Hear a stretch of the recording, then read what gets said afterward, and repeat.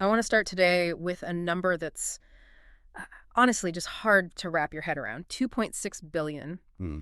That's the number of people on this planet who don't have access to safe drinking water. And it's not just about being thirsty. We're talking about, what, 2 million deaths a year from waterborne diseases? It is a staggering figure. It's one of those stats that's so big, it almost becomes, meaningless. You just hear it and you feel Yeah, completely helpless. The problem feels way too big to solve. exactly. It feels totally insurmountable. But today, we are not going to dwell on the gloom. We're actually going to pivot immediately to a very specific, very tangible solution. We're looking at this case study out of Switzerland that's changing the game on the ground in East Africa. And this is where it gets really fascinating because we're not just talking about a charity that, digs a well and then walks away. Right. We're looking at the Waterkiosk Foundation. Oh. And this deep dive is all about how you take high-tech Swiss engineering and combine it with a business model that, well, that actually works in rural Tanzania. So the mission for this deep dive is pretty clear then. How do you take a basic human right water and build a system that doesn't just give it to people once, but make sure it keeps flowing 5, 10, even 15 years down the line? Sustainability, that's the word. And we have a whole stack of sources to guide us. A detailed case study, engineering specs on their solar tech, impact reports. It's all here, from 2011 right up to 2025. Okay, so let's unpack this. The Waterkiosk Foundation. Usually when you think of these organizations, you picture a hydrologist or some aid worker starting it up. But this origin story is a little different. It's very different. It was co-founded back in 2011 by Antoinette Hunziker-Ebneter.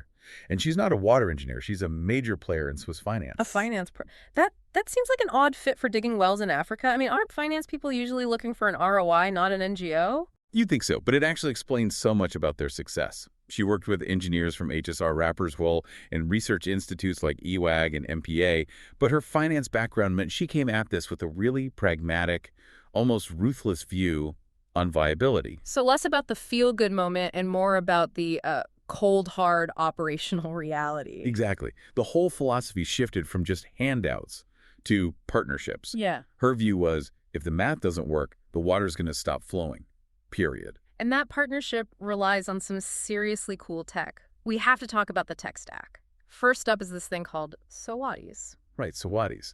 Solar water disinfection. It's their foundational tech, and it's deceptively simple, but incredibly effective for smaller setups. It uses solar thermal energy. Okay, just to clarify for everyone, when you say solar thermal, we're not talking about solar panels making electricity, are we? Correct. We're talking about heat. It basically just uses the sun's heat to pasteurize the water. So like boiling it without a fire. In a way, yeah. It heats the water just enough to kill the pathogens, the bacteria, the viruses, no chemicals, and crucially, no grid electricity. One of these units can provide safe drinking water for about 500 people. It's perfect for a small school. But then they have the heavy lifter, the Smello. Smewa. Sun meets water. This is where the Swiss engineering really, really shines. It's a solar electric system from a company called Autarkon. It pumps groundwater, it filters it, but here's the magic trick.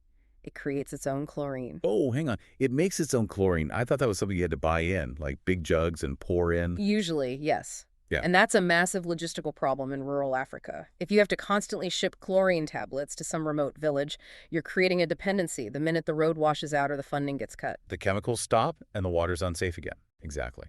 But Sumiwa gets around that using a process called anodic oxidation. It sounds complex, but basically, water has some natural salts in it.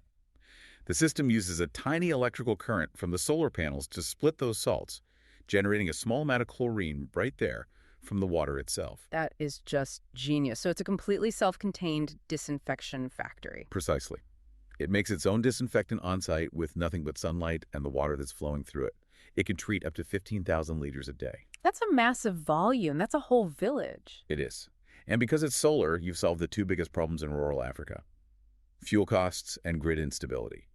No need to buy diesel for a generator, no worries about power outages.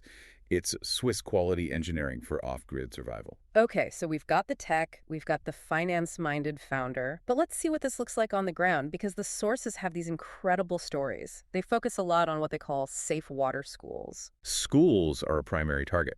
And the logic is simple, right? If kids are sick with cholera, they can't learn. If they're walking for hours to fetch water, they're not in class. And there's this one case study from St. Stephen Boys Secondary School in Tanzania. Reading about their situation before Waterkiosk showed up was, wow, it was rough. It was dire. They had piped water, but only 1 day a week. Just think about that. A boarding school full of teenage boys, 1 day of running water, the sanitation risks alone. I mean, The school was on the verge of being shut down. You just can't run a boarding school without water for toilets, showers, cooking. It's a public health nightmare. so Water Kiosk comes in, drills a 100-meter borehole, installs that Sumiawa system we were talking about. And the result was immediate. 800 students and staff all of a sudden have continuous safe water. But the thing that really stands out in the report for me isn't just the water, it's how they paid for the well. Yeah, this part was so cool. The students' families actually co-funded the drilling of the well. That's the partnership model in action. When the community puts skin in the game, even a little bit, there's buy-in. It's their well now. They aren't just, passive recipients of aid. They're investors. And the impact didn't just stop at the school gate, did it? No, they put an external tap on it so community members can use it too. The school becomes a hub for the whole neighborhood. Now, there's another school story in here that really hit me hard. St. Francis Primary School in Boma. This isn't just a regular school, it's a refuge for children with albinism. And that context is absolutely critical. Mm-hmm. In parts of East Africa, these kids face, severe stigma and sometimes real physical threats. This school is their sanctuary. But beyond that, people with albinism have incredibly sensitive skin. I hadn't really made the water connection there. Oh, it's huge. They're highly susceptible to skin infections and sun damage. So hygiene isn't a comfort thing for them, it's a medical necessity. They have to wash frequently to prevent sores that can become life-threatening. But their well pump failed. They had city water for drinking, but it was too expensive for all the washing they needed to do. So they were stuck. Can't afford the city water for bathing, and their free source was broken. For 500 vulnerable kids, that is a genuine crisis. And this is where that pragmatism comes in again. Water Kiosk didn't need to put in some fancy new system, did they? No, because the well water was fine for washing. They just needed to fix the pump. So they replaced the motor, set up a dual system city water for drinking, well water for washing. It's such a simple fix, but it just restored dignity and hygiene for a group of kids who need it more than anyone. It just shows that sometimes the answer isn't high-tech, it's just fixing the pump. It's about fitting the solution to the problem. Speaking of medical needs, that takes us to healthcare. St. Joseph's Hospital. The third pillar. You simply cannot run a hospital without clean water. Sterilization, scrubbing in for surgery, cleaning wounds. And they were struggling. Unreliable, contaminated water. Water Kiosk installed a Sumewa system. And now that serves 500 patients plus the staff. But again, look for the ripple effect. Neighbors started coming to the hospital grounds to buy safe water. It turns the hospital into a community health hub. Exactly. And it creates a revenue stream for the hospital. Yeah. They're not spending money on bottled water, they're generating income. That frees up budget for, medicine and staff. This whole idea of generating income brings us to the business side. Because earlier you mentioned the broken well problem. Can you explain that? It's the dirty secret of development aid. There are literally tens of thousands of broken wells across Africa. Dug with good intentions, worked for a few months, broke down, and were never fixed. No money for spare parts, no one responsible for repairs. The donors fly in, cut the ribbon, take their pictures, and leave. 6 months later, a $10 seal breaks, and the whole $50,000 project is just a useless hole in the ground. That is just so frustrating. It's like buying a Ferrari and abandoning it because you don't have money for an oil change. Perfect analogy. It's incredibly wasteful. And Water Kiosk tackles this head-on by separating CapEx and OpEx. Okay, let's break that down. CapEx and OpEx. CapEx is capital expenditure, the cost to build a thing. The donors pay for that, the drilling, the solar panels. But OpEx, operational expenditure, that's the cost to run it. Repairs, the operator's salary, parts. And the donors don't pay for that. No, the community pays for that. So the goal is for every kiosk to be self-sustaining. Yes. They sign maintenance contracts with local committees. They charge a tiny user fee, we're talking cents per jerrycan, and that money goes straight into a dedicated maintenance fund. I can hear some people asking, why charge the poorest people for water? Isn't it a human right? It's a fair question, a really important one. But the alternative to a small fee isn't free water. The alternative is no water when the pump breaks. That tiny fee ensures the money is there to fix it immediately. It buys reliability. You're paying for the service, the guarantee that it'll work, not just the liquid itself. Exactly. And they have this futuristic example in Mbono Village. They're not just, collecting coins in a jar, No, this part blew my mind. They're using prepaid water taps. like a subway card or a prepaid phone. Yeah. You have a smart card, you top it up, you tap it at the water point, and out comes the water. That just sounds incredibly high-tech for a rural village. Why do that? It solves a massive trust problem. If you have one person collecting all the cash, sometimes money disappears. Or maybe they let their cousin take water for free. This system removes all of that. So it removes the potential for corruption. Exactly. It professionalizes it. Every drop is accounted for, and it guarantees the money is actually in the bank account when the pump breaks. It changes the whole mindset, doesn't it? It treats the villager like a customer with rights, not a beneficiary needing a handout. It's a profound shift. If you pay for a service, you can demand that it works. Speaking of funding, we should mention how the foundation itself is funded. They have some unique partners back in Switzerland. Yeah, they've bridged this gap between high finance and charity. The Torino Global Water Solutions Fund. It's an investment fund that donates a percentage of its management fees directly to the foundation. So it links the financial sector directly to the aid sector. And then there's Drink and Donate. I love this idea. So simple. Restaurants in Switzerland serve their excellent tap water instead of bottled water. They charge a little for the service and donate the savings to Waterkiosk. It's brilliant. You cut down on plastic waste in Switzerland, and you fund clean water in Tanzania. It connects the consumer's choice directly to the global impact. A closed loop of sustainability. So we have the model, we have the money, we have the tech, but then there's the real world. And the real world is messy. Because nothing ever goes to plan in remote environments. The blueprint can be perfect, but geography will always throw you a curveball. Let's talk about a Maasai village called Ruvu Remit. Just getting there is an adventure. Extremely remote. We're talking serious 4x4 vehicles just to haul the equipment in. But the bigger problem was the water source itself, the Pangani River. And from the reports, that river is not exactly pristine. Far from it. Heavily polluted and highly turbid. Turbid meaning cloudy, muddy. Yeah, it basically looks like chocolate milk. It's full of silt and runoff. You can't just run that muddy water through a delicate filter, can you? Nope, it'll clog in an hour. This is where their engineering adaptability is so key.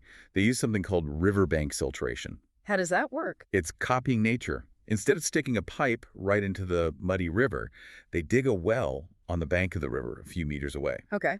The sand and earth between the river and the well act as a natural pre-filter. Yeah. As water seeps through the ground, all the sediment gets trapped. By the time it hits the well, it's already way clearer. So nature does the heavy lifting, and then the solar tech finishes the job on the bacteria. Exactly. Then the Sumewa system disinfects it. And the result is 5,000 Maasai villagers no longer have to drink straight from that dangerous river. It's amazing adaptation. But, technology is great, but it always comes down to people. If the person running the machine doesn't know what they're doing, it's game over. This is the human element, capacity building. They aren't just flying in Swiss engineers for every loose screw. They're building a local team. We have to give a shout out to Peter Nanduma, the project manager, and Baptista, the technician. Baptiste is a great example. He runs an in-house water testing lab. He was trained to handle these systems. By training locals to be operators and technicians, you're creating skilled jobs. And it makes everything so much faster. Right. If a system goes down in Ruvu Remit, they don't have to wait for someone to fly from Zurich. Baptiste is there. He knows the system. That local capacity is the ultimate insurance policy. It really seems like they've thought of everything, from high-level finance down to the sand on a riverbank. It's a robust ecosystem. It's not just tech, not just money, not just people.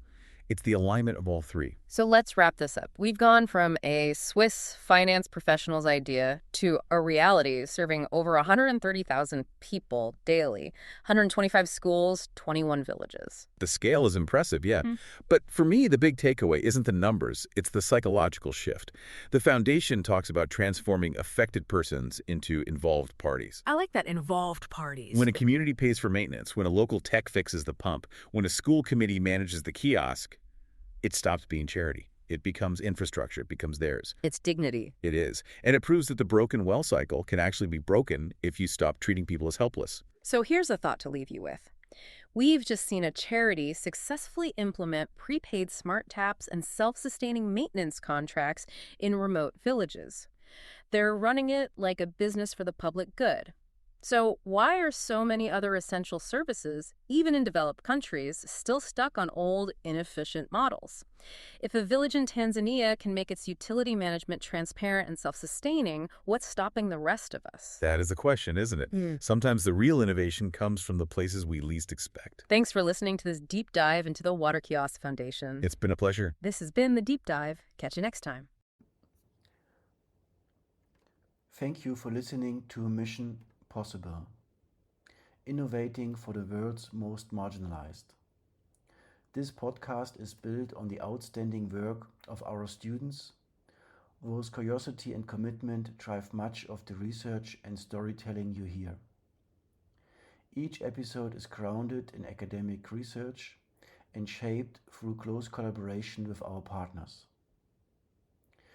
To learn more about the research and partnerships behind this podcast, feel free to contact us.